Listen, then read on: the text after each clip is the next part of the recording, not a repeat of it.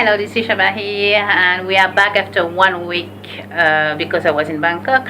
So, back with the French practice, and today we are going to do reading along, carry on the reading of the Marc Levy's book called Vous revoir. We left off at page 13, so that's why we start again today.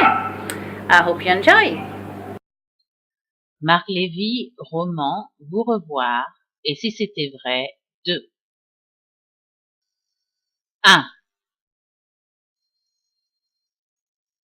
Le ciel de la baie de San Francisco était rouge flamboyant. Au travers du hublot, le Golden Gate émergeait d'un nuage de brume. L'appareil s'inclina à la verticale du Tiburon. Il perdit lentement de l'altitude, cap au sud, et vira à nouveau en survolant le San Mateo Bridge.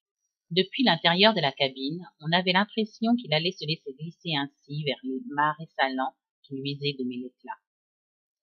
Le cabriolet sable se faufila entre deux camions, coupa 3 fils en diagonale, ignorant les appels de phare de quelques conducteurs mécontents. Il abandonna la Highway 101 et réussit à emprunter de justesse la bretelle qui menait à l'aéroport international de San Francisco.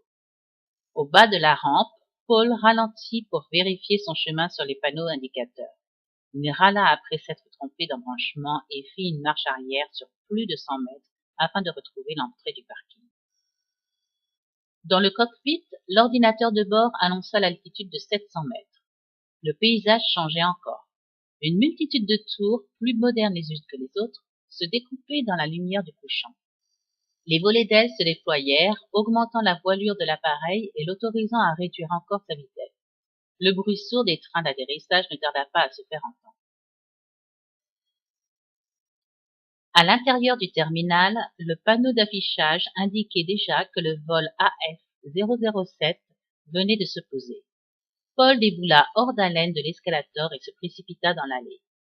Le marbre était glissant, il dérapa dans le virage, se rattrapa de justesse à la manche d'un commandant de bord qui marchait en sens inverse, eut à peine le temps de s'excuser et reprit sa course folle. L'Airbus A340 d'Air France avançait lentement sur le tarmac, son drôle de museau se rapprochait de façon impressionnante de la vitre du terminal.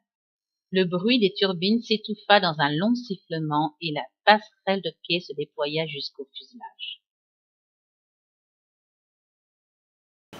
That's it for today, and I hope you enjoyed that reading session. I'll see you in the next video. Bye bye.